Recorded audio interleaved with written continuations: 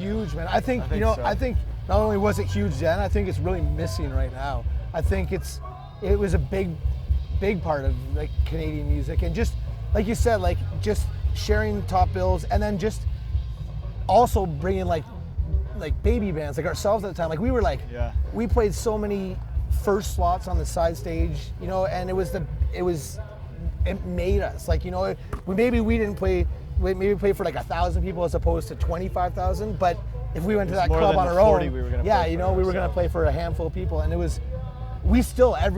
we always meet people that was their best memories of their teenage years, their childhood, you know, those concerts were such a big part of them discovering the bands they liked. Yeah, I remember like playing I think it was an Edgefest or something, and the little, like the guys from Sum 41 were little kids at the show rocking out. Like I'll never forget the first, like that's how long ago those things were, and like the night before the first show, everyone was there, you know. Remember that? Like the night before the first show, they're walking down the street, and we're like, oh fuck, those guys are Sum 41 guys. This band's really cool. And we brought them on the bus, and they didn't drink. 2 of them drank, and 2 of them didn't. And because they were young, right? Kids, like, and we were like, here we are, like pushing booze on the kids. They were, have some beer. Oh, it's fine, man. You're in the band, you know.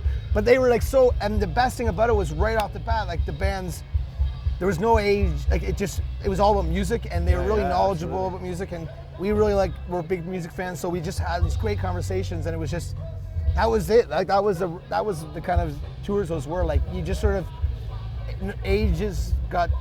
they disappeared and genres disappeared, and everybody just sort of like whoever was in for the music would sit backstage and have drinks, just talk all night. So it was cool, You know, things like the Chart Magazine autograph tent, I think, you know, stuff like that, did that really help you build like a grow a fan base quicker? Absolutely, yeah. I mean, I think any time that you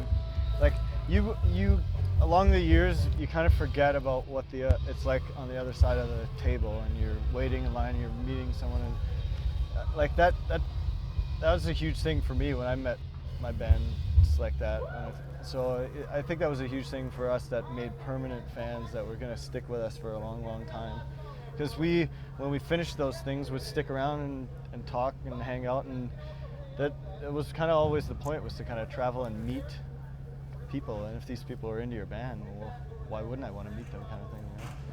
But it was that whole thing, like being on the cover of Chart Magazine and stuff like that. That was always like, what is happening? We're actually on a cover of something. Somebody wants to put us on the cover of something. That's still framed in my parents' basement on the wall, man. My parents, those are huge moments. You know, I mean, like that's like that. You know, we were learning about music as we were being part of the scene, which was a really neat experience for us. So we never stopped being fans the whole time, but we got to be in the band as well, which is really cool. Yeah, like some of the cool